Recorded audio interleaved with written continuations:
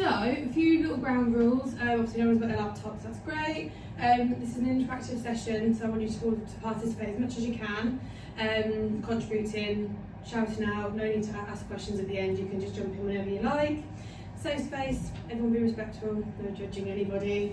And yeah, just have fun really, this is your session, so if you want to just jump in whenever you like. So, we've got 4 learning objectives for today. So number 1, we're going to understand the principles of structured and fair interviewing. We're going to practice some competency-based questioning.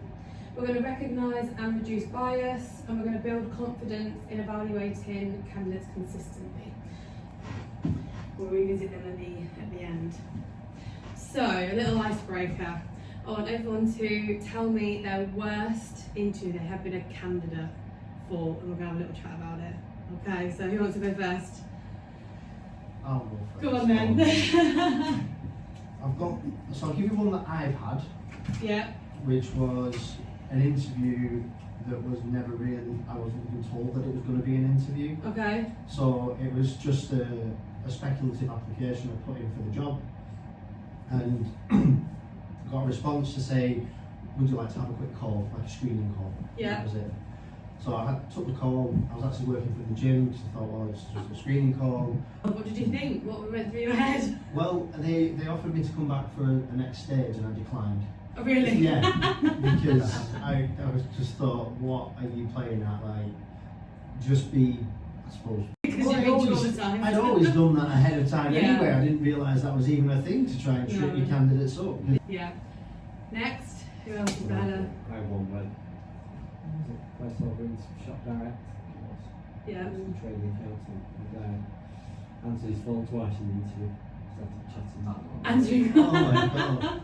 Didn't say I was expected an important phone. Company now.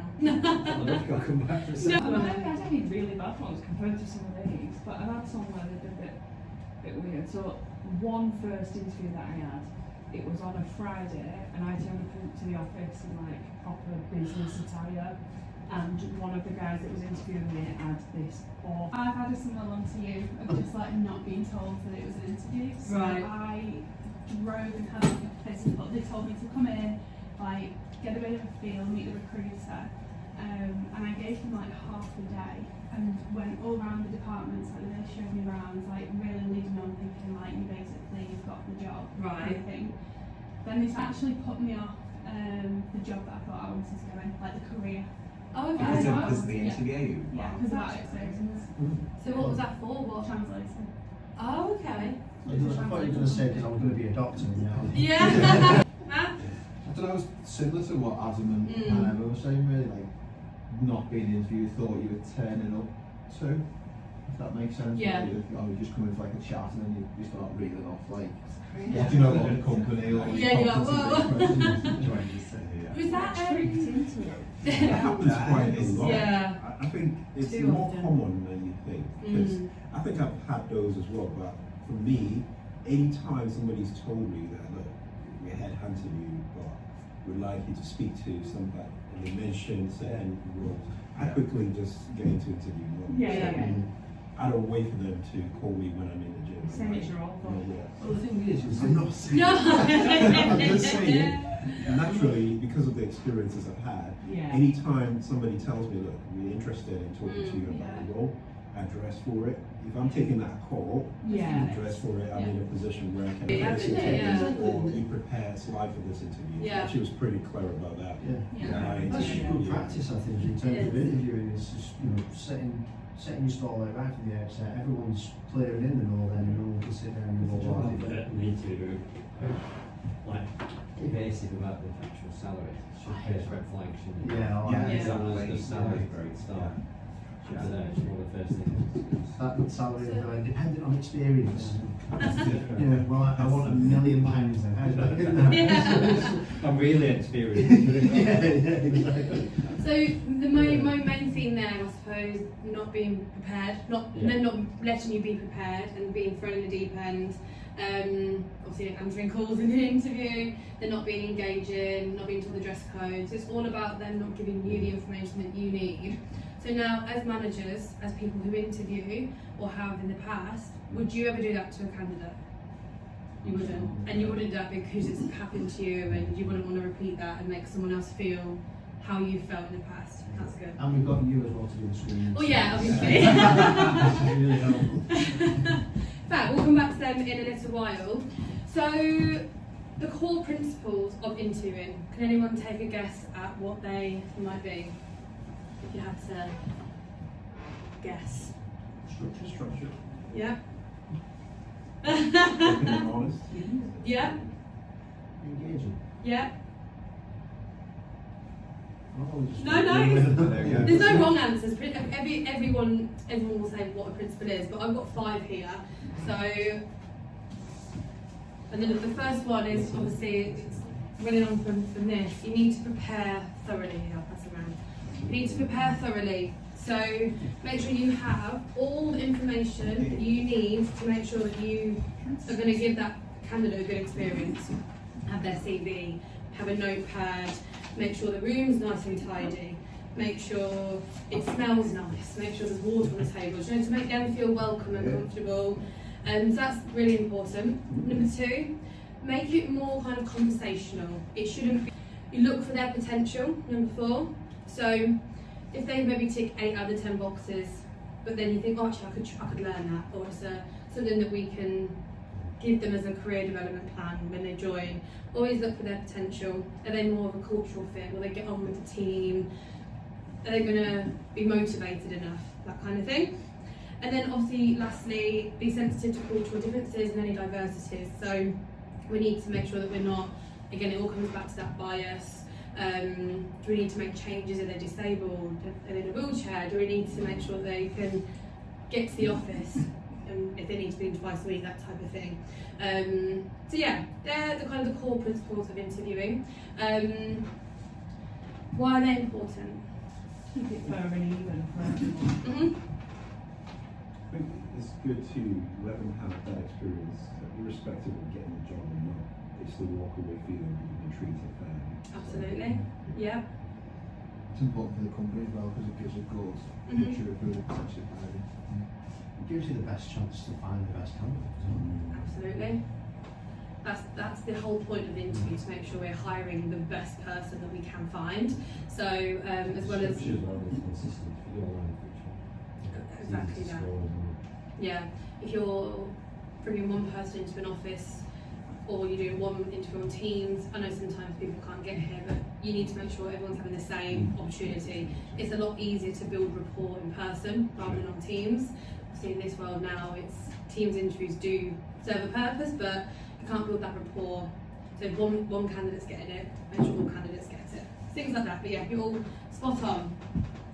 Okay, so they're the core principles of interviewing. Now we are moving on to competency-based interviews. So yeah, pass them around again. They're doubled up these ones. So all of these leaflets are for you to keep today. So the question: what do you think a competency-based interview is? If you could put it in your own words. Assess- Oh, sorry. So we're on our legs first.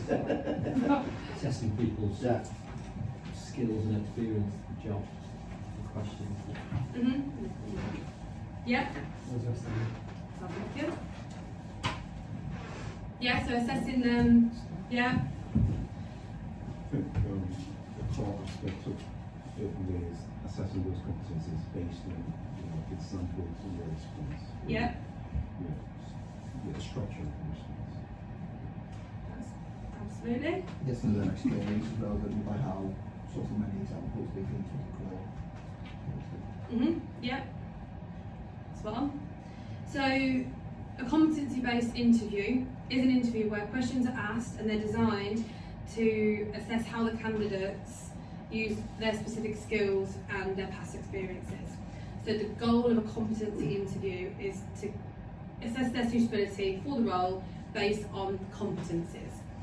In our business, we have the new competency framework that was implemented this year. They're the kind of questions you would ask. I'll put some examples on here. We'll use these in the little role play we're doing shortly.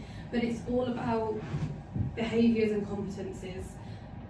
tell me a time when you have done this, or tell me a time when you've managed a difficult stakeholder. That's the kind of competency question. So they're the most common interview styles, pretty much. Can also include kind of scenarios as well. Now, we're going to do a little bit of a role play, if you don't mind. So, we've got 2, 4, 6, 8 of you. We'll go into pairs, so you may as well with the person next to you. That's probably the easiest way, isn't it? Interviewer and candidate. Using some of these questions on here on the core competency question list, I want you just to literally ask each other some questions. You're going to kind of hover and listen around a little bit. You can shout me. Stand up. Colin? Yeah? Oh, do you want to see what I mean, Can you give me an example? Set back, Bill Fox was asked to purchase 5 travel cabins and to get them in place in situ within a certain period of time. As they were on the water, winging their way over, I got told that 2 of them were missing. So I had to set back and say 2 parts. So that's the month. Ridiculous. The parts came from Germany, but we bought 2 from Switzerland. But they were about 10 days late. So it was a bit of a, obviously, I prepared for both. We did do something with the original equipment to manufacture. It was kind of set. We got 10 days.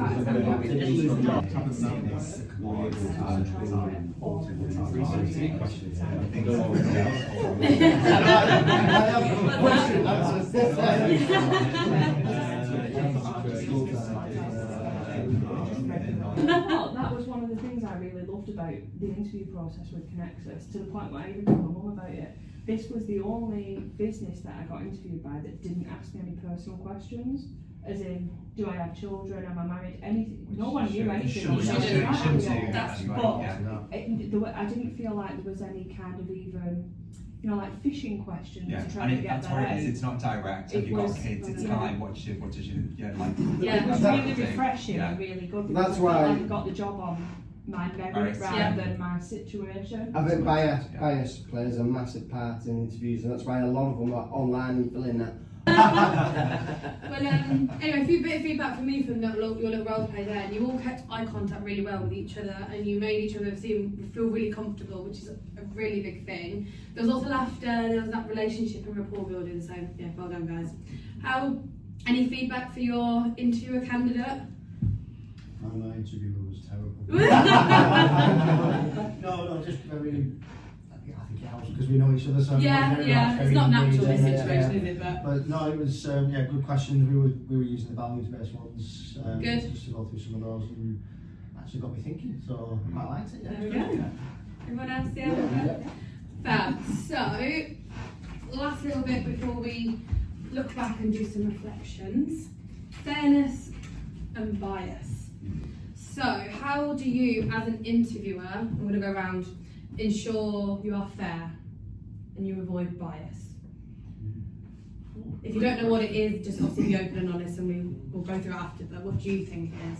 I believe from my perspective, again, throughout my experiences, it's just, I'd like a candidate to leave an interview recognizing that, to your point, you know, it's about the expertise, it's about the competence, it's about what they're able to add rather than, you know, But it's horrible to not have feedback, even if it's constructive criticism, like. it's constructive. Yeah, if they've made an effort to write your CV, Correct. which isn't easy, Turn up. and then you know you've got to prepare They for the deserve stages it. of interview, then yeah, absolutely. Interview is a bit like a date. You both have to want to commit. You Yeah. can't. Yeah. It's not just us deciding on them. They are also deciding on us. And even if we can't offer them the job now, it could be in a year's time. Yeah. So that's You candidate never know what you come experience across is either. yeah. Well, I came here, me and Della have got a shared boss from previous. Yeah. Absolutely.